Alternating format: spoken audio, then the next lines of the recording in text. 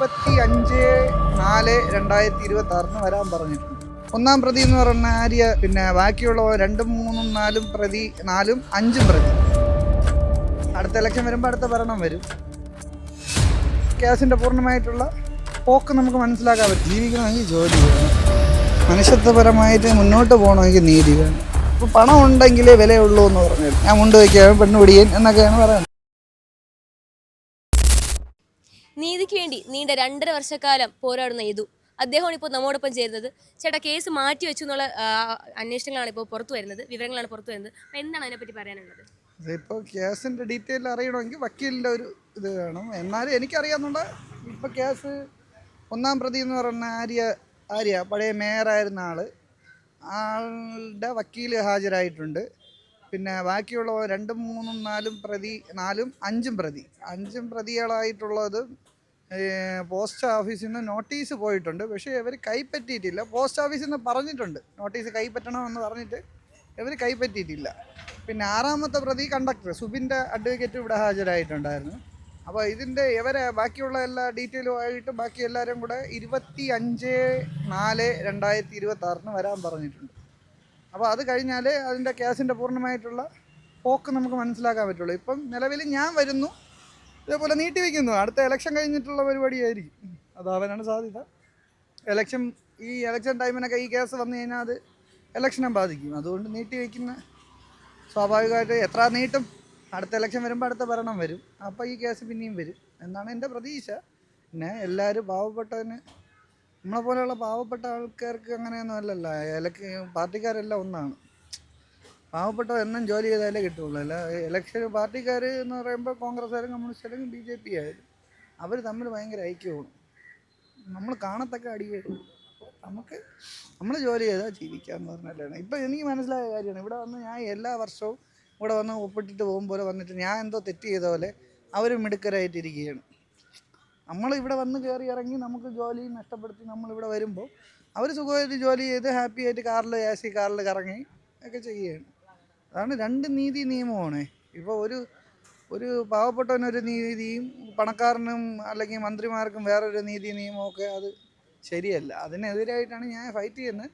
ഇനി എത്ര കാലം വേണോ ഇത് ഫൈറ്റ് ചെയ്യും. ഇപ്പോൾ എത്ര വർഷം? 2.5 വർഷം അടുപ്പിച്ചായി. 2.25 ആവാറായി. 2.5 കഴിഞ്ഞു.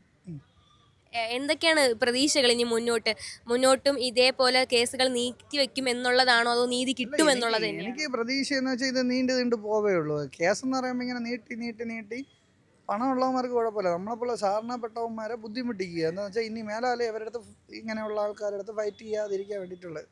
എന്തായാലും ഞാൻ ഇറങ്ങി തിരിച്ച് ഇനി ഇതിൽ 2 അറ്റം കണ്ടിട്ടേ പോകണമുള്ളൂ.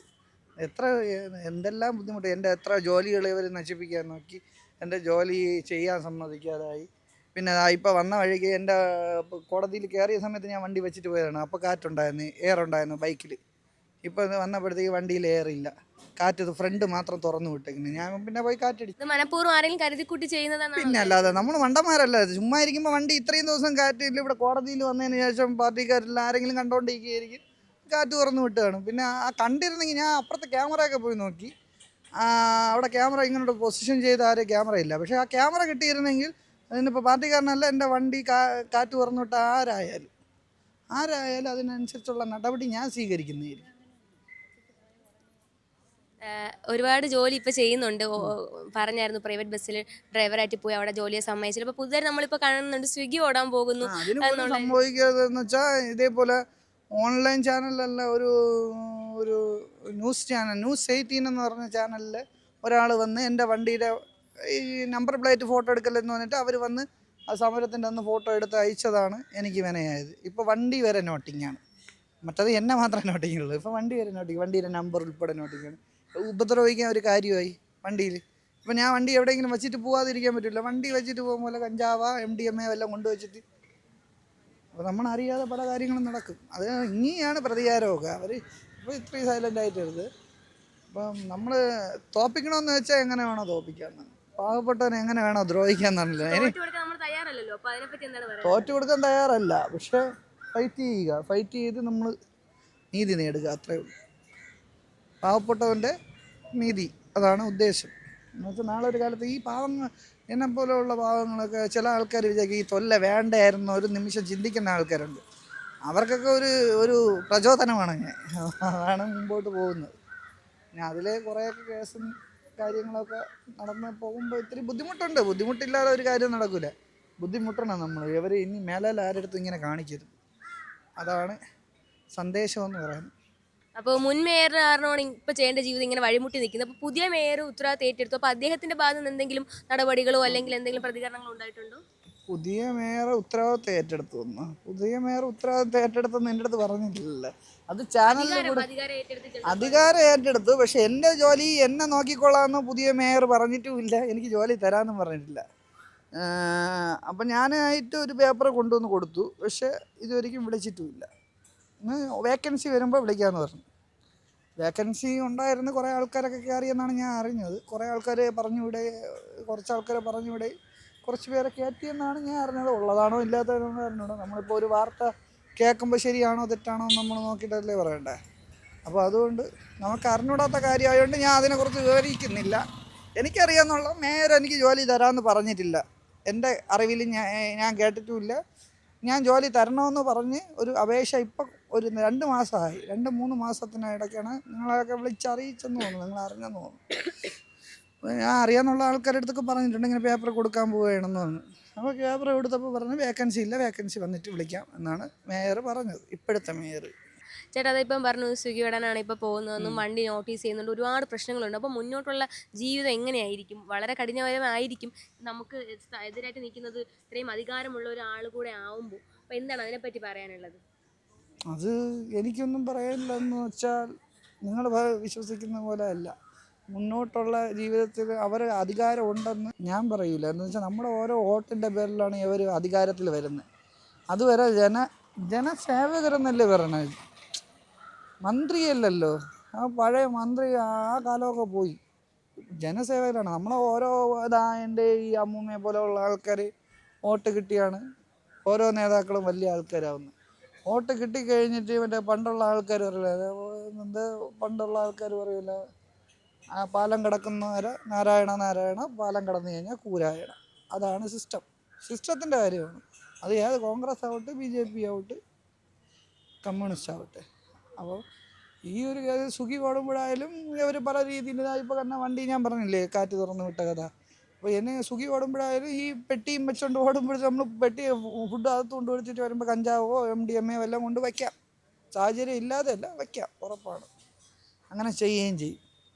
എന്നുവെച്ചാൽ അങ്ങനെ ചതിയുടെ പ്രയോഗമാണ്. പിന്നിൽ കൂടെ ഉള്ളതല്ല, നേരിട്ട് വരില്ല. നേരിട്ട് വരാനുള്ള ധൈര്യമില്ല. തെറ്റും ചെയ്തിട്ട് നേരിട്ട് വരാനുള്ള ധൈര്യമില്ല. നമ്മൾ തെറ്റ് ചെയ്തിട്ടില്ല, വണ്ടി തെറ്റ് ചെയ്തിട്ടില്ലാത്തതുകൊണ്ട് നമുക്ക് പേടിക്കാനുമില്ല. മുമ്പോട്ട് ശക്തമായിട്ട് ശക്തം മുന്നാല് ഒന്നുമില്ലെങ്കിൽ നമ്മൾ കുറച്ച് കാലം ഈ പാർട്ടിക്ക് വേണ്ടിയിട്ട് നടന്നേയില്ലേ. അപ്പോൾ അങ്ങനെ തന്നെ പോട്ടെന്ന് വിചാരിക്കും. വീട്ടിലെ കാര്യങ്ങളൊക്കെ എങ്ങനെയാണ് നടക്കുന്നത്? ഇപ്പോൾ ഇത്രയും ബുദ്ധിമുട്ട് അനുഭവിക്കുന്ന ഒരാൾ, ജോലി ഇല്ലാത്ത ഒരാൾ, അപ്പോൾ ജോലി മര്യാദയ്ക്ക് ചെയ്യാൻ സമ്മതിക്കാത്ത ഒരു കൂട്ടം മറ്റ് എതിർവശത്ത് നിൽക്കുന്ന ആൾക്കാർ. അപ്പം എനിക്കൊരു മോനും എൻ്റെ അമ്മ, വയസ്സായ അമ്മ, 62 വയസ്സായ ഒരു അമ്മയുണ്ട്, 72 ഏകദേശം 73 വയസ്സായ അച്ഛന്, മകൻ 8 വയസ്സ്, മകൻ്റെ 2.5 വയസ്സിൽ അവൻ്റെ മമ്മി കളഞ്ഞിട്ട് പോയി. അങ്ങനെ ജീവിതമൊക്കെ അങ്ങനെ തന്നെ പോകുന്നു. ദൈനംദിന ചിലവൊക്കെ എങ്ങനെയാണ് നടക്കുന്നത്? ദൈനംദിന ചിലവൊക്കെ നടന്നു പോകുന്ന വെച്ചാൽ ആവശ്യത്തിനുള്ള. പിന്നെ അച്ഛന് തയ്യൽ മെഷീൻ്റെ ബിസിനസ്, 72 വയസ്സായ അച്ഛനെ സഹായിക്കേണ്ട ഞാൻ ആ 72 വയസ്സ് അച്ഛൻ്റെ വല്ലപ്പോഴേക്ക് പൈസയൊക്കെ ഇത്തിരി കളക്ട് ഈ നമ്മൾ ഓർഡർ എടുക്കുന്ന പോലെയല്ല. ഇന്ന് ക്യാഷ്, ഇന്ന് എന്ത് ഓർഡർ എടുക്കാൻ പറ്റും, വല്ല സാമ്പത്തികമായിട്ട് ഉണ്ടാക്കാൻ പറ്റും. നമ്മൾ ജോലി ചെയ്താലല്ലേ കിട്ടും. അപ്പം അങ്ങനെയാണ് ഇങ്ങനെ നാശം പിടിച്ച ഒരു സിസ്റ്റം പോലെയാണ് ജനങ്ങളെ ദ്രോഹിച്ചുകൊണ്ടിരിക്കുന്നത്. കത്തിരി കണ്ടില്ലേ കയ്യിൽ വെച്ച കേസ്, അതേപോലെ എൻ്റെ കയ്യിലും ഉണ്ട്. കണ്ട, ഇതൊരു കെട്ട് നൂലും സൂചി ഇരുന്നതാണ്. അത് പണ്ട് അന്ധകാലം. പക്ഷെ അന്നൊന്നും എനിക്ക് വാർത്ത എടുക്കാനാ. ഇപ്പോൾ ഇന്നായിരുന്നെങ്കിൽ ഞാൻ വാർത്ത കൊടുത്തേനെ. ഇപ്പോൾ ഈ അവസ്ഥ ഉണ്ടല്ലോ.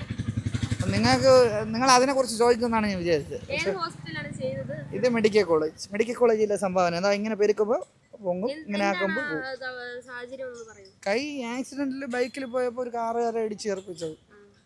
ഹെൽമെറ്റ് വെച്ചിട്ടുണ്ട്, ഒന്നും പറ്റിയില്ല, ചാവാതെ രക്ഷപ്പെട്ടു. അങ്ങനെ കൊണ്ടുപോയത് നേരെ മെഡിക്കൽ കോളേജിലാണ്. അപ്പോൾ അങ്ങനെ കയ്യിൽ ഇങ്ങനെ കമ്പി ഇട്ടിട്ട് രണ്ടാമത് കമ്പി റിമൂവ് ചെയ്തിട്ട് സ്റ്റിച്ച് ഇട്ടതാണ്. അതിൻ്റെ അകത്ത് ഒരു കെട്ട് കോട്ടനും സൂചിയും ഉണ്ടായിരുന്നു. അതാണ് അവസ്ഥ. ഏത് വർഷമാണത് നടന്നത്? അതൊക്കെ ഇനി എൻ്റെ പേപ്പറൊക്കെ എടുത്ത് നോക്കണം. എൻ്റെ ചെറുതില്ലേ 18, 20, 21 വയസ്സ്. അത് നിയമപരമായി മുന്നോട്ട് പോയൊന്നുമില്ല. കേസ് പറഞ്ഞു 1,20,000 രൂപ കിട്ടി. അതിനൊരു ബൈക്ക് വാങ്ങിച്ച് ആ ബൈക്ക് ലോണുകാരൊക്കെ കൊണ്ടുപോവുകയും ചെയ്യും. ചേട്ടാ, അടുത്തത് നീതിയാണോ അതോ ജോലിയാണോ ആദ്യം വേണ്ടതെന്ന് ചോദിച്ചാൽ എന്തായിരിക്കും ഉത്തരം പറയാ? ജീവിക്കണമെങ്കിൽ ജോലി വേണം. മനുഷ്യത്വപരമായിട്ട് മുന്നോട്ട് പോകണമെങ്കിൽ നീതി വേണം. പക്ഷെ നമ്മൾ ഇപ്പോൾ പണം ഉണ്ടെങ്കിലേ വിലയുള്ളൂ എന്ന് പറഞ്ഞാൽ, പണം ഉണ്ടായി കഴിഞ്ഞാൽ എന്തും ചെയ്യാം. എത്ര പെണ്ണ് വേണോ പിടിക്കുക, എന്ത് മോശത്തനോ കാണിക്കുക, എന്ത് തണ്ടിത്തനോ കാണിക്കുക. അവൻ പിന്നെ പുണ്യാളൻ തന്നെയാണ്. പണം ഇല്ലാത്തവൻ എന്ത് ചെയ്താലും അത് പിന്നെ മുണ്ട് വയ്ക്കിയവനാവും. എന്നെ പോലെ മനസ്സിലായില്ലേ? ഞാൻ മുണ്ട് വയ്ക്കുക പെണ്ണ് പിടിയൻ എന്നൊക്കെയാണ് പറയുന്നത്. എന്നാൽ കുഴപ്പമില്ല, പെണ്ണ് പിടിയനാവണേൽ എനിക്കൊരു കുഴപ്പമില്ല. അതിനെക്കാട്ടി പെണ്ണുപിടിയന്മാരല്ലേ ഒരു പെണ്ണുപിടിയനെ മനസ്സിലാക്കണമെങ്കിൽ വേറെ ഒരു പെണ്ണുപിടിയനെ മനസ്സിലാവും. അപ്പോൾ അതുകൊണ്ട് അതിലൊക്കെ ഞാൻ ആശ്വസിക്കുന്നു. ഉറപ്പായിട്ടും വേണ്ട നീതി കിട്ടട്ടെ. കിട്ടും. ഒരു 2.5 മാസം 3 മാസം ആകുമ്പോൾ നീതി കിട്ടും എന്ന് പ്രതീക്ഷിക്കാം. എന്നാലും എനിക്ക് പ്രതീക്ഷയില്ല. അടുത്തതും ഭരണം ഇവർ തന്നെ വരും.